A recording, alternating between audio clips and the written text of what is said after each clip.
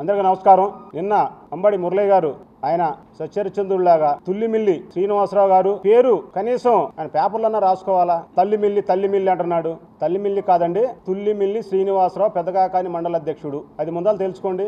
అలాగే మీరు నిజాలని అబద్ధాలు చేయాలని, అబద్ధాలు నిజాలను చేయాలని చెప్పేసి ఏదో నరేంద్ర గారి మీద మీరు బుర్ర చల్లాలని చెప్పేసి పిచ్చి పిచ్చి డైలాగులు మానుకొని కుల మతాలను రెచ్చగొట్టి కులాల ముసుగులో మీరేదో పబ్బం గడుపుకోవాలంటే అది ఈ రాష్ట్రంలో కానీ ప్రప్రథమంగా ఈ పొన్నూరు నియోజకవర్గంలో యాదవులు అంత పిచ్చివాళ్ళు కాదు. నేను అనుకుంటున్నాను యాదవులు చాలా తెలివిగల వాళ్ళు. ఇలాగే ఈ రోజు మా ఎంపీపీ గారి మీద కేసు పెట్టి నరేంద్ర గారు లోపలేయించారని చెప్తున్నారు. అట్లాంటి సంస్కృతి కానీ అట్లాంటి విష సంస్కృతి కానీ మాకు లేదండి. గుర్తుపెట్టుకోవాలా, ఒకటే చట్టం తన పని తాను చేసుకుపోతుంది. అలాగే ఈ రోజు ఎవరైతే నరేంద్ర గారు కేసులు పెట్టి లోపలేయించారని చెప్తున్నారో అదంతా అబద్ధం అండి. ఈ మండలంలో తుల్లిమిల్లి శ్రీనివాస్ గారి బ్రదరు తుల్లిమిల్లి వెంకటేశ్వరరావు ఈయన ఇద్దరు కలిసి పార్ట్నర్స్ ఈ బోర్లేంచే దాంట్లో పార్ట్నర్స్ కాడ చెడి నా దగ్గర కూడా వచ్చాడు. అతను వస్తే అయ్యా ఇట్లాంటి సంగతి అన్నా నాకు ఇట్లా ఎంపీపీ గారు డబ్బులు ఇవ్వట్లేదంటే అయ్యా ఆ దోపిడీ విషయాలు ఆ దొంగతనం విషయాలు నాకు తెలియదయ్యా, అది మీరు మాట్లాడుకోండి, బాగున్నప్పుడు బాగానే చేసుకున్నారు కదా అని చెప్పాను. చెప్పిన తర్వాత తనకి డబ్బులు రాకపోతే అదే ఇంటి పేరటతను అదే తమ్ముడు అదే పార్ట్నరు పోలీస్ స్టేషన్కి వెళ్ళి ఫిర్యాదులు చేస్తే దాని మీద కంప్లైంట్ జరగడం జరిగింది. ఈయన కులాల గురించి యాదవుల గురించి మాట్లాడుతున్నాడు. అవి చేశారు ఇది చేశారని. ఏం చేశారయ్యా మీరు యాదవులకి? ఏం చేశారు? అట్లాగే ఒకటి గుర్తుంచుకోవాలా, పోయినసారి ఏ తప్పిదాలు జరిగినా ఏం జరిగినా ఏ అక్రమాలు జరిగినా సరే కిలారి వెంకట రోసయ్య గారు ఎమ్మెల్యేగా ఉన్నప్పుడు అతను పంచం చేరాడు. అతను చెప్పినట్టుగా చేశారు. అతను చెప్పినట్టు చేశారు కాబట్టి అతని పరిస్థితి ఎట్లాంటిదంటే తెలుగుదేశం వాళ్ళకంటే 10% అంట, వైసీపీ వాళ్ళకైతే 5% కాడికి గేటు పెట్టి ఒక బుక్ పెట్టి డబ్బులు తీసుకున్నారు కాంట్రాక్టర్ల దగ్గర.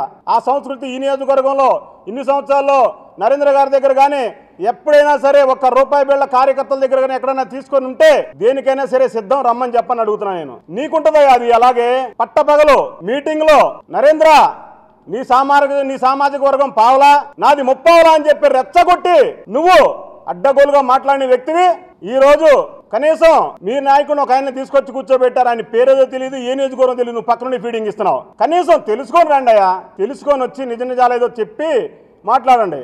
అలాగే మీరు యాదవులు చేశారంటున్నారు. మీ గవర్నమెంట్ లో జంగా కృష్ణమూర్తి అనే వ్యక్తి నువ్వు రెడీ చేసుకో తిరుపతి దేవస్థానం నీదేనని చెప్పిన తర్వాత మీరు కావాలని చెప్పేసేసి యాదవుల్ని కించపరిచి ఇవ్వాల్సిన పదవి కూడా ఇవ్వకుండా తిరుపతి దేవస్థానం చైర్మన్ ఇవ్వకుండా కూడా ఈరోజు ఆ రకంగా మీరు అన్యాయం చేశారు. అదే జంగా కృష్ణమూర్తి గారికి మీ సమస్య స్థానం కల్పించాం. మా పార్టీలోకి వచ్చిన తర్వాత బోర్డు మెంబర్ ఇచ్చాం. మీరు ఎవరికేమి ఇచ్చారయ్యా? ఇదే తుల్లిమిల్లి శ్రీనివాస్ నట్టం పెట్టుకొని డబ్బులు దోసుకొని మండలం మొత్తం ఓట్లు కట్టుకొని పెట్టుకుంది మీరు. కాబట్టి అంబడి మురళీకృష్ణ గారు కాస్త ఒళ్ళు దగ్గర పెట్టుకొని పనిచేసి మాట్లాడుతూ నేర్చుకోండి. అలాగే కృష్ణుడి గురించి మాట్లాడుతున్నారు. దేనికి మాట్లాడతారయ్యా మీరు? దేనికి మాట్లాడతారు? మీకేం హక్కుందని మాట్లాడతారు? కృష్ణుడి గురించి మాట్లాడితే అనవర్లపూడిలో అక్కడ పబ్లిక్ ప్లేస్ లో మీ వాళ్లే కంప్లైంట్ పెట్టారు. మీ వాళ్లే కంప్లైంట్ పెడితే వివాదం రాకూడదని చెప్పి కూల్ చేయలే దాన్ని. అది గమనించాలి మీరు. కూల్ చేయలా, గౌరవప్రదంగా వాళ్ళు ఎవరైతే పెట్టుకున్నారో వాళ్లే తీసి పక్కన పెట్టుకున్నారు. అలాగే నిన్న తక్కలపాడు విషయం కూడా అది తప్పు, బలిసిన వాళ్ళని చెబుతున్నారు. నువ్వు బలిసి ఉండొచ్చు, నీకు 100 కోట్లు ఉండొచ్చు, అందుకనే బలిసిన వాడే కాబట్టి ఆ రకంగా రైల్వే ట్రాక్లు ఆక్రమించుకొని రైల్వే ట్రాక్ల పక్కన ఆస్తు ఆక్రమించుకొని అవన్నీ కలిసి బిల్డింగ్లు కట్టావు. కాబట్టి ఖబర్దార్, నువ్వు ఎక్కువగా మాట్లాడితే మాత్రం చాలా ఇబ్బందిగా ఉంటుంది. రకరకాలుగా మీరు ఫీడ్ చేసుకోవద్దు. కోట్లు ఆస్తులు సంపాదించుకుంది మీరు, అక్రమార్జన మొత్తం సంపాదించుకుందా మీరు, బిల్డింగ్లు కట్టారు అక్రమంగా. వాళ్ళకి ఏది సైట్లో లేకుండా కూడా మీరు పర్మిషన్స్ లేకుండా కూడా సైట్లో మీరు బిల్డింగ్ కట్టింది మీరు. అలాగే తక్కలపాడు విషయం వస్తే మా నరేంద్ర గారు ఎప్పుడైతే మన రామచంద్రరావు యాదవ్ గారు వచ్చారో గౌరవంగా మేము మాట్లాడాం. మీ మనోభావాలకి ఏమైనా ఇబ్బంది కలిగేటట్టయితే మేము మారుస్తామయ్యా, చేస్తామని కూడా చెప్పాం క్లియర్గా.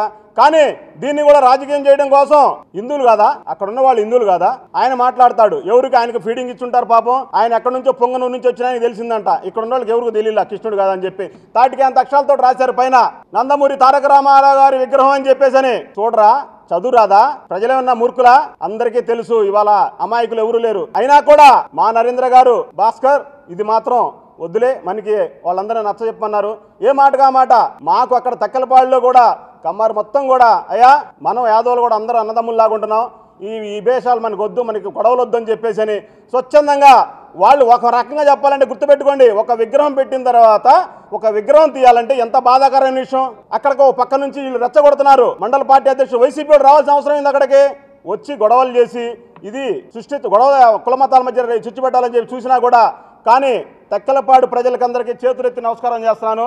వాళ్ళందరూ కూడా నాయకులందరూ కూడా ఉండి దగ్గరుండి రేత్రి 10 అయినా సరే, కొంతమంది పిల్లలు వద్దన్నా కూడా కానీ వద్దయ్యా యాదవ్లో మనం అందరం కలిసిమెలిసి అన్నదమ్ముల్లాగా ఉంటున్నాం. పార్టీలో వాళ్ళకి మన తెలుగుదేశం పార్టీ కానీ ఎక్కడైనా సరే పార్టీలో మనకి వెన్నుముక్కలంటే వాళ్ళు కాబట్టి వాళ్ళకి ఇబ్బంది కలగకూడదని చెప్పేసి స్వచ్ఛందంగా అక్కడ విగ్రహాన్ని నేనుండి రేత్రి పడుకొని తీయించి ఎన్టీఆర్ విగ్రహం పెట్టి కృష్ణుడి రూపంలో ఉన్న విగ్రహాన్ని పక్కన పెట్టించి మేము తెల్లారి పార్టీకి ఎటువంటి ఇబ్బంది లేకుండా రాష్ట్రంలో ఎవరిమైనా ఈయన చంద్రబాబు నాయుడు పెట్టుకోమని చెప్తాడా?